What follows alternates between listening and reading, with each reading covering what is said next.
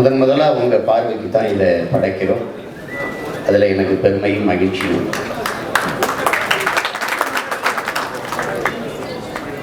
நம்முடைய கனவு எங்கள் திருநாட்டில் எங்கள் நல்ல ஆட்சியே. நம்முடைய தாத்தன் நல்லாட்சின்னு சொல்லியிருக்கலாம், ஆட்சியேன்னு சொல்லியிருக்கலாம், நல்லாட்சின்னு சொல்கிறான். பொங்கிடுக வாய்மை பொழிந்திடுக என்றே நீ செங்கதிர் சீர்க்கையால் பொன்னெல்லி பூசிய கங்குல் நிகர்த்த கருங்குயிலே கூவாய்ங்கிறான். அதை தான் எங்கள் கனவு, எங்கள் திருநாட்டில் எங்கள் நல்ல ஆட்சியே.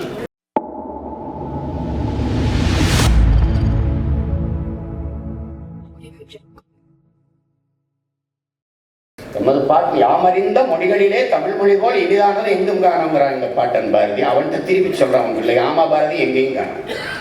மணக்க வரும் தென்றலிலே குளிராயில்லை, தோப்பில் நிழலாயில்லை, தடிப்பெருதாம் துன்பம் இந்த தமிழகத்தின் தமிழ் தெருவில் தமிழ்தான் இல்லைன்னு வருந்தி பாடினான். புரட்சி பாவனை பாருங்க. தமிழன் பண்டிகைக்கே ஹாப்பி பொங்கல் தான். பொங்கல் வாழ்த்துக்கள் கூட எழுதுறது இல்லை. அப்ப நம்ம எப்படி இருக்குது பாருங்க. இங்க பாருங்க, இதை கவனிங்க கொஞ்சம். அது என்ன எழுதிருக்குன்னா, இங்க பாருங்க, டிஃபன் சென்டர், அதையே டீபாயின் சென்டர், எழுத்து தமிழ்ல இருக்கு, உச்சரிப்பு ஆங்கிலம். இதுதான் தமிழ்லாம், தங்கிலீஷ். இப்ப பாருங்க, அடுத்த ஒரு பாருங்க. சூப்பர் பாருங்க, போட்டு பிளஸ்னா பிளஸ் தான். அப்படியே அந்த தமிழ் எழுத்துல பாலாஜி பிளைவுட் டிம்பர், கீழே பாலாஜி பிளைவுட் டிம்பர். அப்ப என்னன்னா, தமிழை ஆங்கிலத்தில் எழுதுறது, ஆங்கிலத்தை தமிழ் எழுதுறது, இதுதான் தமிங்கிலம். இவர்கள் இதுவரை கடைபிடிச்ச இருமொழி கொள்கையை அன்புடன் பிறந்தார்களே, இதுதான் தமிழ் ஆங்கிலத்தில் எழுதுறது, ஆங்கிலத்தில் தமிழ் எழுதுறது, இருமொழி கொள்கை. எப்படிப்பட்டது பாருங்க. 50,000 ஆண்டுகளுக்கு மூத்த ஒரு உலகின் தலை சிறந்த மொழியை, ஆகச் சிறந்த இலக்கியங்களை கொண்ட ஒரு மொழியை கேரள கவிஞன் ஆற்றூர் ரவிவர்மா சொல்றார், உலகத்திலே ஆகச் சிறந்த இலக்கியங்களை படிக்கிற வாய்ப்பு, தன் தாய்மொழியில படிக்கிற வாய்ப்பு கிரேக்கர்கள், சீனர்கள், அதையும் தாண்டி இந்தியாவில் தமிழர்களுக்கு மட்டும்தான் இருக்கு. அந்த மொழி என் தாய்மொழிக்கு தாய்மொழி என்பதில் எனக்கு பெருமைங்கிறார் ஆற்றூர் ரவிவர்மா. அந்த மொழி எப்படி எழுதிதான் பாருங்க. இதைத்தான் மணக்குது. தமிழகத்தின் தமிழ் தெருவில் தமிழ்தான் இல்லைன்னு சொல்றது காரணம் அதுதான். அவர் பாருங்க, இங்க பாருங்க, மம்தா எலக்ட்ரிக்கல்ஸ், அது மம்தா எலக்ட்ரிக், அது சொல்லிக்கிட்டே போகலாம் உங்களுக்கு. கோல்டன் ஜூப்ளி அபார்ட்மெண்ட்ஸ், அதை சின்னதாக போட்டுட்டு இங்கிலாந்து நாட்டில் ஏதோ ஒரு ஓரத்தில் வாழ்கிற மாதிரி. இன்னத்திற்கும் மொழிதான் முகம், முகவரி, அடையாளம் எல்லாம். மொழிதான் கலை, இலக்கியம், பண்பாடு, வழிபாடு, வரலாறு, அறிவியல், அரசியல் எல்லாமே மொழிதான். அப்ப மற்றவர்களுக்கு மொழி ஒரு தொடர்பு கருவி, அப்படிதான் சொல்றாங்க. ஒரு கம்யூனிகேஷன் லாங்குவேஜ்ங்கிறாங்க. நமக்கு அப்படி இல்லை. தமிழ் நம் உயிர். அதுதான் நம்ம தாத்தா தமிழுக்கு அமுதென்று பேர், அந்த தமிழ் இன்பத்தமிழ் எங்கள் உயிருக்கு நேர் என்று பாடுறார். மற்றவர்களுக்கு பேச்சு மொழி, தமிழ் நமக்கு மூச்சு மொழி, அது வீச்சு மொழி. முழங்கு சங்கேன்னு சொல்றாரு, முழங்குன்னு சொல்லல. நம்முடைய பாட்டன் பாரதி வீரியம் பெருக்கு வெடிப்புற பேசுங்கிறான். சீமா ஏன் சத்தமா பேசுறாருன்னா, அவங்கதான் சொல்றாங்க சத்தமா பேசுறா அப்படின்னு. சத்தியத்தை பேசு, சத்தமா பேசுறா, உண்மையை பேசு, உறக்க பேசுறான்னு நம் முன்னவர்கள் தான் சொல்லிக் கொடுக்குறாங்க. பாரு,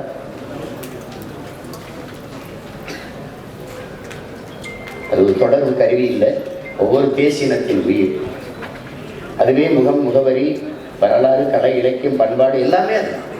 ஒரு மொழி இல்லைன்னா ஒன்றும் இல்லை. எல்லா மொழியை வச்சுதான் அடிப்படையிலே ஒரு இணையம் வரையறுக்கப்படுது, எல்லாமே உருவாகும். இப்போ உலகங்களும் மொழி வழியே தான் தேசிய இனங்கள், நிலங்கள் பகுக்கப்படுகிறது, பிரிக்கப்படுகிறது. உதாரணமா, நீங்க மாநிலனை கணக்கிடும் போது, ஒரு மனிதனை கணக்கிடும் போது சாதி மதம் அடையாளம் ஆகாது. மொழி இனம் தான், மொழி தான். நீ யாருன்னா நீங்க என்ன மொழியில பேசுறீங்கன்னு பார்த்துட்டான்.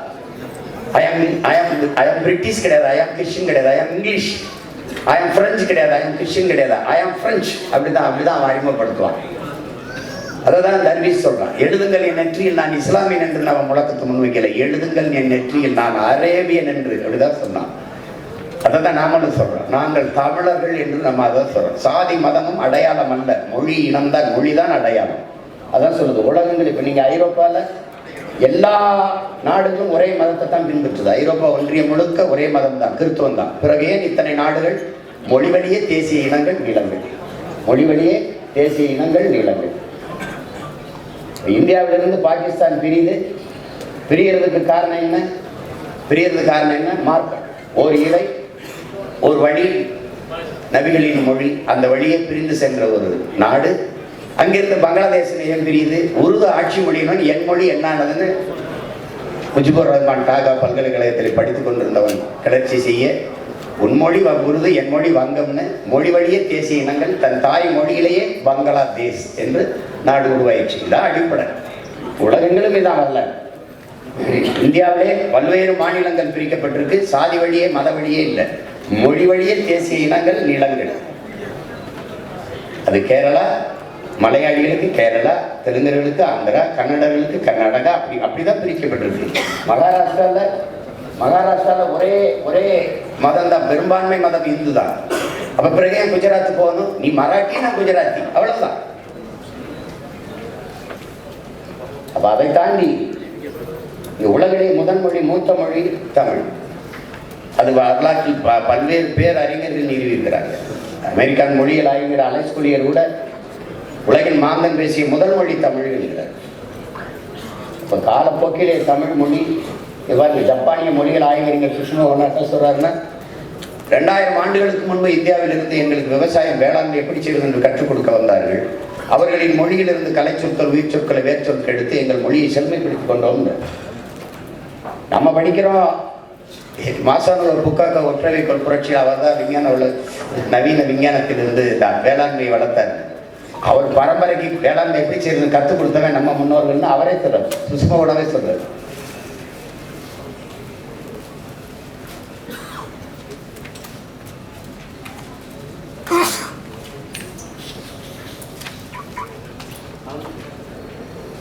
இவங்க டோனி ஜோசப்பும் ரிச்சர்டும் மார்ட்டினும் அமெரிக்க ஹார்வர்ட் பல்கலைக்கழக பேராசிரியர் பெருமக்கள். தெற்காசி முழுமைக்கும் பரவி வாழ்ந்தவர்கள் தமிழர்கள் தான். மற்ற இனங்கள் எல்லாம் அங்கு வந்து குடியேறியவர்கள் ஆய்வு கட்டுரையை நிறுவுகிறார்கள். புரட்சியாளர் அம்பேத்கர் இந்த நிலப்பரப்பு முழுதும் பரவி வாழ்ந்தவர்கள், இந்திய துணைக்கண்ட முழுக்கம் தமிழை தாய்மொழியாக கொண்ட நாகர்கள் தான் என்கிறார். என்னுடைய மூதாதைகளின் மொழி கூட தமிழ் தான் என்கிறார். இந்த நாட்டை என் நாடு என்று சொந்தம் கொண்டாடி கொள்ள ஒரே ஒரு இனத்திற்கு தான் உரிமை உண்டு, அது தமிழர்களுக்கு மட்டும்தான். எல்லா மொழிகளும் மனிதனால் பேசப்படுது உலகத்துல. சில மொழி பிறந்து சிறக்கும், என் மொழி சிறந்தே பிறந்தது.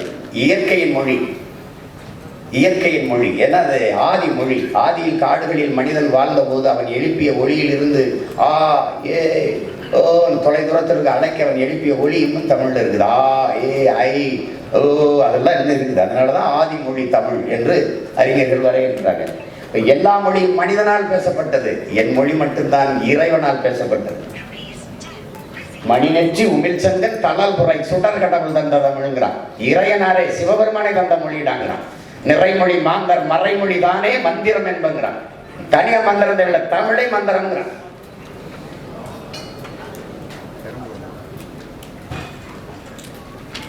இறையனாரும் எம்பெருமான் முருகவேலும் அகத்தியரும் கட்டி காத்த தமிழ் சங்கம்ங்கிறான். நக்கீர பெரும்பாலும் நக்கீர நம்ம பாட்டன் பாடம். அப்ப இறையனாரே தந்தது. காமம் செப்பாது கண்டது மொழியுமோ என்று கொங்குதேர் வாழ்க்கை அஞ்சரை தும்பி என்ற செயலை எழுதி கீழே இறையனார் தான் கையெழுத்திருக்கு. படிச்சவங்களுக்கு தெரியும். இப்போ பைபிள் கிறிஸ்தவர்களுக்கானது, பகவத்கீதை இந்துக்களுக்கானது, குரான் இஸ்லாமிய பெருமக்களுக்கானது. இப்படி ஒவ்வொரு மதம் சார்ந்த புனித நூல்கள் இருக்குது. ஆனா எந்நாட்டவருக்கும் எக்காலத்தவருக்கும் எச்சமயத்திற்கும் ஏற்புடைய ஒரு பொதுமறை உண்டென்றால், ஒரு நீதி நூல் வேத நூல் உண்டென்றால், அது நம்முடைய நாயனார் வள்ளுவ பெருமகனார் வள்ளுவ நாயனார் தந்தருடைய திருக்குறள் தான். நம்முடைய தெய்வ திருமகன் தாத்தா முத்துராமலிங்க திருத்துறார். எல்லா சமயத்திற்கும் ஏற்புடைய எந்த வேத நூலிலும் இல்லாதது தமிழ் இருப்பது திருக்குறளில் இல்லை என்று யாரும் சொல்ல முடியும். அவன் பாடாத ஒன்றே கிடையாது. காதலை பாடி, காமத்தை பாடி, குடும்பத்தை பாடி, அரசை பாடி, வேளாண்மையை பாடி, எல்லாம் நாங்கெல்லாம் ஒரு கோட்பாட்டை புதிதாக வகுத்து கொள்ளல. அவனை வகுத்து தந்துட்டு போயிட்டான். குடிதடி கோலோச்சு மாநில மன்னன் அடிதொலி நிற்கும் உலகு முறை செய்து காப்பாற்றும் மன்னவன் மக்களுக்கு இறை என்று வைக்கப்படும். உருவசியும் ஓவாப்பினியும் செருவகையும் சேராது இருவது நாடு எல்லாம் பாடி தந்துட்டு போயிட்டான். மணி நீரும் மண்ணு மலையும் அடிநிலர் காடும் உடையது அரண். அஞ்சாமை ஈகை அறிவு ஊக்கம் இன்னாண்டும் எஞ்சாமை வேந்தற்கு அழகு வகுத்து இதன்படி நின்று ஆட்சி செய்தான்ட்டான். கடைசி எனக்கு என்ன சொல்றான், நல்லாண்மை என்பது ஒருவருக்கு தான் பிறந்த இல்லாண்மையாக்கி கொள்ள, வீட்டையும் நாட்டையும் நீ ஆடுற மாதிரி பார்த்துக்கடா, அதாண்டா நல்ல ஆண்மகனுக்கு அழகுத்தான். அந்த மொழி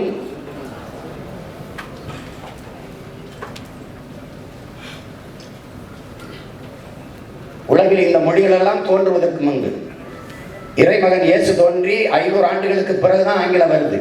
ஆனால் 5000 ஆண்டுகளுக்கு முன்னாடி என் மொழியின் மூத்த மொழி, என் மொழியின் தொன்மை இலக்கணம் இருந்து 5000 ஆண்டுகளுக்கு முன்னாடி இலக்கணம். ஒரு மொழி இலக்கண இலக்கியம் காணுது என்றால் எவ்வளவு தொன்மையா இருக்குன்னு பாருங்க. தொல்காப்பியனே சொல்றான், என்பனார் புலவர் என்று 100 இடத்துக்கு மேல போடுறான்.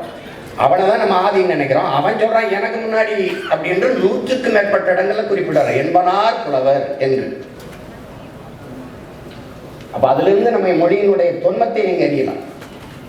இந்த தொல்காப்பியனுக்கு தமிழ் சொல் கொடுத்தவன் யாரு?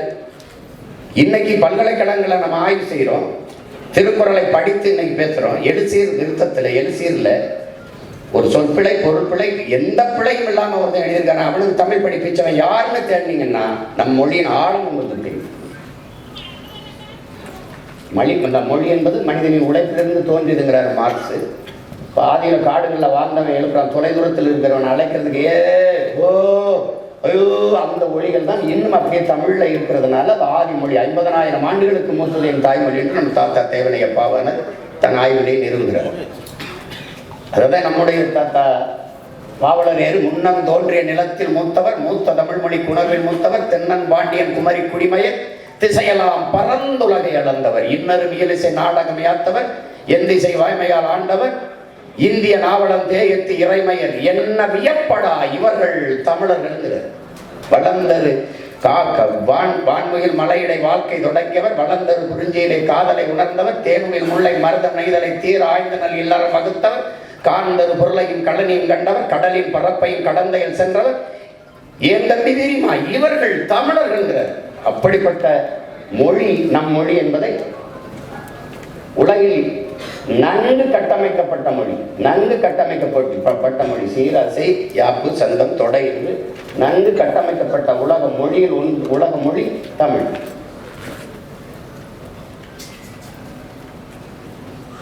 எந்த மொழியின் துணையும் இன்றி தனித்து இயங்கக்கூடிய உலகில் ஒரே மொழி உயர்தனி செம்மொழி தமிழ் தான்.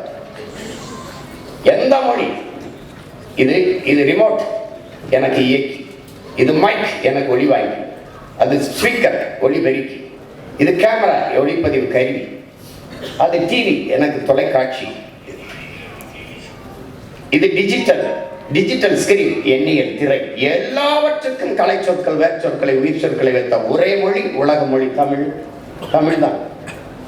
அப்படிப்பட்ட பேசிக்கொண்டே போகலாம், இது சுருக்கமா சொல்ல. அப்படிப்பட்ட என் தாய்மொழியின் நிலை இன்னைக்கு என்னன்னு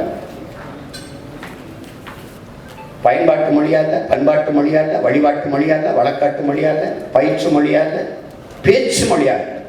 தமிழர் நாக்கில் வாழாத தமிழ் நாட்டில் எப்படி வாழும் பாருங்க. ஆட்சி மொழி அதிகார மொழி எந்த இடத்திலும் இல்லை. திருமண அழைப்புதல்ல கூட இல்லை. அதிகார மொழியா இல்லை, ஆட்சி மொழியா இல்லை, எங்கும் இல்லை.